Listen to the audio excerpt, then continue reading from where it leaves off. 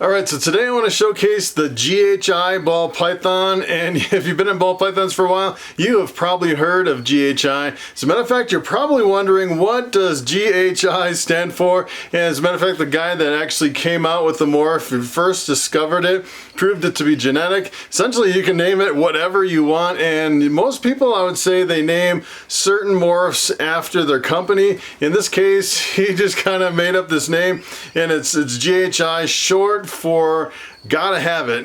You definitely gotta have it. This is the morph you gotta have. And let me tell you, I would say when I first got into ball pythons, I was really looking at the GHI. There's some really impressive combos. There's some combos that you can't produce like anything else, but I would say pretty much the potential is kind of limited as far as what you can really do with it. So if you really look at the GHI, essentially what it is mostly a pattern enhancer. It makes the pattern really crazy on the snake. It affects the color just a little bit, makes it a little bit dark, but I'd say for the most part, it kind of jumbles up the patterns on the snakes, which is kind of interesting.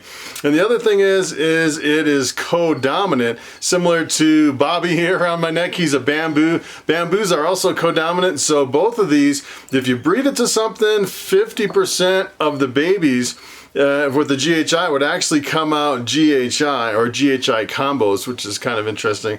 So I'd say it's kind of a double-edged sword, because when they first come out, they're pretty expensive, but then you can take something like, something co-dominant, you can breed it through your collection, and you can produce a whole lot of snakes in a relatively little time. And essentially what that does is, the first guys, they're making a lot of money off the snakes, but then the price really comes down really fast because you're producing a lot, and then everybody else, within a year, everyone's grown up those males and producing a whole bunch themselves. So it's really a supply. It basically comes down to a supply and demand versus the speed to production. And I would say I think it came out in 2007. So it's been around for about 12 years now. This is 2019. So it's been out for quite a while, and there are dozens and dozens, maybe even hundreds of different GHI combos that I've actually seen. And I'm sure the price is pretty reasonable. I haven't really looked into the pricing too much, but if you look probably just at a straight GHI, I'm guessing it's pretty reasonable since it's been on the market for a while. So what I want to do is I'm going to jump over to the internet, and I want to show you the GHI, and I want to show you some of the potential combos that can be made using the GHI. Alright, so I'm going to go over here and kind of jump between morphmarket.com and the world of ball pythons. And I want to start at the very beginning here with a completely normal ball python. This is what a normal looks like. This is pretty much the normal color and pattern. You see, it actually has quite a few of these little alien heads. Essentially, it's kind of like the Roswell grays, the little two really big eyes and the funny heads. This is essentially what you see on the wild type ball python. And if you actually come over here, this is what a GHI looks like. And the pattern is definitely jumbled up a lot more, and usually it's a little bit darker. And actually there's 14 pictures over here. And if you just scroll through some of the pictures, you can see some of it is almost kind of like a silvery gray on top of a black. But you can see in all these examples of just the straight GHI, it is definitely a jumbled up pattern, which is really interesting. So what I want to show you is some of the potential mixing this gene, the GHI, gotta have it, with some other morphs and see what the outcomes are. And the first one I want to show you is pretty much the classic. This is a Mojave ball python. It's just another co-dominant morph. The super is actually an all-white snake. It's in the blue-eyed leucistic family. And the Mojaves are a little bit variable. You can actually scroll through multiple pictures. Mojave, this actually kind of looks like my lesser ball python. It's pretty similar to the lesser, but it makes some interesting combos. Sometimes just the straight Mojave will have like a line right down the back with reduced spots, and sometimes they'll have more patterns through them. But look what happens when you mix the GHI with the Mojave. It's pretty interesting. This is the snake you get. It is really an impressive snake. This is one of the projects I almost got into at the very beginning, and I would say the GHI Mojave is probably hands down one of has the snake with probably the most contrast between the dark and this light line up on the top of the snake. It is a really impressive combo. And you can see sometimes they have really a lot of contrast, and in some cases they don't have that much contrast at all. You can see in this one, there's definitely no other snake that really looks like this. And the interesting thing is, in this case, the GHI is taking all the pattern, bringing it up to the top, and then forming this line right down the back instead of really jumbling up the whole pattern, which is kind of interesting. And I actually brought up a picture over here. This is actually on Morph Market. This is the traditional GHI Mojave. Let me tell you, if you're into the GHI or the Mojave, you gotta make a GHI Mojave. It's probably the best combo that you can make with GHI. I'd say when people think of GHI, the first thing that comes to mind is the GHI Mojave. It's pretty impressive. So if we come over here to the pinstripe, this is just a straight pinstripe. You know, I really like the pinstripes, just a really golden snake, and it has this line right down the back. Not a whole lot of pattern to it. It's kind of has these almost like spider lines, like the spider ball python, similar in appearance to the spider, but the genetics are totally different.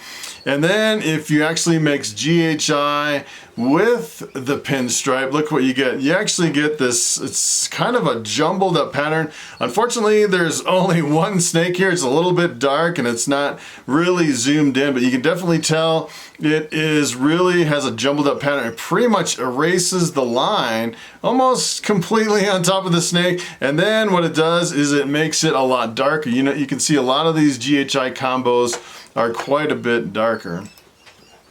So here is a banana ball python. A banana is similar to the coral glow. It's essentially exactly the same thing. Two people found these snakes. One named it banana, one named it coral glow, and then almost at the same time they named them when they came out. And then later on they found out they're actually exactly the same snake. And I actually have both bananas and coral glows in my collection now, which is kind of interesting. And this is a codominant morph too, so if you actually breed this to a normal, half the babies come out banana. And if you kind of look at the pattern on the banana, you can see a lot of times it actually has these little alien heads. It's kind of the normal pattern kind of shining through on the bananas and coral glows, just the base morph. And look what happens when you mix GHI with the banana. And I can definitely tell there's some influence. You can tell it's a little bit darker of a snake and the pattern is jumbled up a little bit more, but it's not a whole lot. It's not really that impressive. It definitely has an influence. If you start mixing other genes in there, sometimes you can really make it pop. So take a look at this. This is actually the champagne. The champagne is a dominant. Actually, they call it dominant because there's no viable super form. You can actually produce a super champagne, but usually they have some severe issues with the super form, so they consider it a dominant morph, and it's versus a codominant. And the champagne is a really dominant morph. If you mix it with anything else, essentially what you get is really a faded out champagne is what you're getting. So if you take a look at this, you mix the GHI with the champagne, doesn't really change it a whole lot, maybe makes it a little bit darker. So someone's actually saying on one of these that I was going through the morphs, and they say, hey, why don't you show stuff that works and that doesn't work? I'd say that there's a lot of stuff that doesn't work on some of these morphs. You mix it in and you see some slight changes like the darker color, but I would say in most cases with the champagne, pretty much no matter what you mix in, it pretty much just blends out everything else. You definitely really can't see the influence of the GHI too much in the champagne. So this one's kind of interesting. This is actually a lesser Mojave, and it's essentially an all-white snake in the blue-eyed leucistic family. So the only way to really know for sure if you actually have GHI in here is to either breed it with another snake to where you can actually see the GHI in the offspring, or if you're lucky, you can actually use a black light. My last video was on looking for other genes in blue-eyed leucistics with the black light. And I'm guessing if you shine a black light on this, you might see a jumbled up pattern underneath using the black light, and it might pop out, which would be kind of interesting. So take a look at this. This is, if you're looking for the yellowest of the yellow snakes, you can actually make one by layering on the fire, the pastel, and the yellow belly. As a matter of fact, I was mentioning this in a previous video, and someone was asking, hey, I'm breeding a pastel. What can I breed it to? And I actually suggested layering on the fire, pastel, yellow belly, and then the GHI on top of that to get a really bright, contrasty snake with a jumbled up pattern. And it didn't really jumble it up as much as I thought. Here is just the firefly yellow belly, and then you layer on the GHI, and it's interesting. It's really contrasty. You can see these really black outlines on the top, which is really cool. If you look over here at just this one, the top doesn't really have that line with the black outline. The black outline's kind of moved all around the snake, but you add the GHI and it kind of brings it up to the top. This is a really beautiful snake. This is pretty incredible, and it's something I would definitely go for if you are into the GHI. I would add more of the lightning genes like the pastel, the fire, and the yellow belly. So this is kind of interesting. This is a spider, and spiders are usually really a pattern dominant morph. So you mix almost anything with a spider and you can still see the spider pattern in there. And it's the case with GHI. This is pretty much the standard spider. It almost looks like calico on the sides. It has kind of a spider web pattern right down the top of the snake. And if you mix GHI in the mix with the spider, you can definitely tell it breaks up the pattern a little bit. You can see it's kind of jumbling up the spider where it almost brings the spider back down on the sides of the snake, which is, it's kind of a weird phenomenon that you can almost see alien heads in here. So it's almost taking the spider and then bringing it back to what a normal looking ball python. It's kind of unexpected. I would have expected more of a random jumbled up pattern. And it's always interesting to see how genes can work with each other. And a lot of times, a lot of the genes are actually polymorphic. So for example, with the bamboo, you produce a whole clutch of bamboos and everyone is a little bit different. So not necessarily all the spider GHIs will necessarily look like this. This is just one example. Here's another interesting combination. The albino, if you look at the albinos, a lot of the albinos are really kind of almost, you can almost see the normal alien heads kind of popping out of the albinos. And other than that, you can definitely tell it's an albino with the red eyes. You mix GHI in here and it definitely breaks up the pattern, makes it look a little bit crazy. And the interesting thing is, instead of darkening the snake, it seems like it lightens the snake a little bit, which is really interesting. It's a really beautiful combo. I really like how the GHI works with the albinos.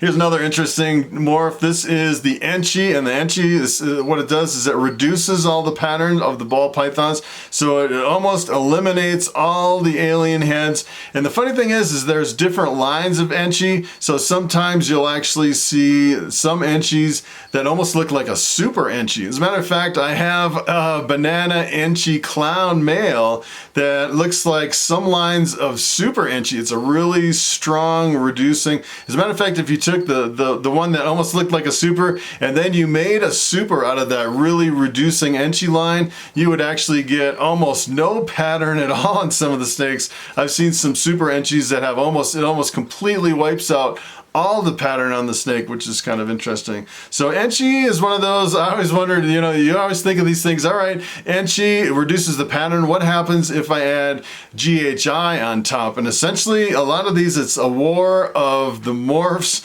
where one of them is gonna be more dominant than the others. And I'm not sure of either one. Either one I don't think is really a dominant morph like a champagne would be. And let's see what happens when we add the GHI to the Enchi. You can definitely tell that the GHI pretty much wiped out all the Enchi. So it's funny, it's almost like you're playing a game of cards and someone's got GHI and someone's got Enchi, and you look and it's like, oh yeah, the GHI won in that hand. It's kind of interesting how the genes work together. So I threw this in here. This is kind of cool. This is actually, this is the same as Bobby, a bamboo, and this is the GHI on top of the bamboo. And the bamboo, I would say, is a pretty dominant morph when it comes to combinations. You can pretty much always see the bamboo in the combos. And in this case, you can definitely see there's definitely more bamboo than GHI. As a matter of fact, it doesn't look like the GHI actually really darkened this snake at all, which is interesting. But you can definitely tell the influence of the GHI is definitely jumbled up the patterns pretty much like no bamboo I've ever seen. You can tell there's something else in there. And believe it or not, if you breed a GHI to a GHI, you can produce a super GHI. And you know, the GHI actually darkens the snake a little bit. When you get 2 layers of GHI, look at how dark the snake is. It is pretty incredible how dark the super GHI is. And the interesting thing is, you know, if you're into the dark morphs, you can actually use this to your advantage and start layering on maybe some brighter genes to try to make a really dark, really contrasty snake. And that's kind of what I pulled up over here. This is the pastel super GHI. Really crazy looking snake. That thing is pretty impressive. And actually, this particular snake was made by Matt Learer, is actually who, this guy is, the one who actually came up with the GHI is actually looking over on the World of Ball Pythons, and he actually put a little blurb on the GHI that he was the first one to come up with it, which is pretty cool. And here is a very interesting one as well. This is the Desert Ghost GHI. So the Desert Ghost is recessive, GHI is codominant, and that thing looks like no other snake I've ever seen. Look at how banded this thing is. It's really crazy. It's pretty unexpected for a ball python as far as the GHI combination with the Desert Ghost. All right, so it is time for the question of the day. And Tats in Reticulated Python asks, if you had a reticulated python that kept pushing and messing up its face, what would you do to stop it from destroying its face? And let me tell you, I dealt with that problem a long time with Lucy, my reticulated python. She is a white albino, 50% Jampea dwarf, and I actually had her for months and months. She kept pushing in her tub and messing up her face. It's a pretty common problem with reticulated pythons. They keep pushing, trying to get out of their enclosure, and what they do is essentially they irritate their mouth and it gets infected, and then in my case it actually went to a respiratory infection, and then the mouth actually got infected, and she had this huge layer of, it was almost like gray slime that was building up in her mouth, and she couldn't even really, you know, you could see her mouth kind of open a little bit with this layer of gray slime in there. It was pretty bad. And I was actually afraid I was actually going to lose that snake. It was getting pretty bad. As a matter of fact, I'd walk into the room and I would hear her wheezing in the tub. And at that point, you get really concerned. You try to do everything possible that you can do. And I actually watched a video about how to treat with F10 vapor. You take F10, it's a veterinary disinfectant, you mix it with water, and then you put it in a fogger, and then you fog it in the tub with the snake. And I was fogging that snake every day, week after week, and after about 2 or 3 weeks, she would start to recover, and then I'd stop the treatment, and she'd go right back into pushing and getting her respiratory infection really bad. So from there, essentially what I did is I started talking to some of the guys at the reptile shows that specialized in reticulated pythons, kind of explaining my problems. And one of the big things that they told me is reticulated pythons really don't like an enclosure that closes up like a tub, like these tubs behind me. I used to have her in a really big boa tub, and it would slide out from the front. And what they really want is they want a glass sliding front where the glass slides from left to right, and it has like a solid top and then an open front. So I decided to take the plunge, and I upgraded her not only to a front sliding enclosure, but to a much larger enclosure. It's actually a 6-foot long enclosure, has a lot more headroom, and it seemed like as soon as I put her in there, she stopped pushing pretty much altogether. And then another trick that I've seen, I've actually talked to some of these retic guys, and what they say is if a reticulated python is pushing and it's not because of the improper enclosure, most most likely it's because of the temperature. And if you get the temperature too hot, they actually push a lot. And I've noticed this a lot on my reticulated python. If I don't feed her for a couple weeks, she starts pushing if the temperature is getting close to 80 degrees.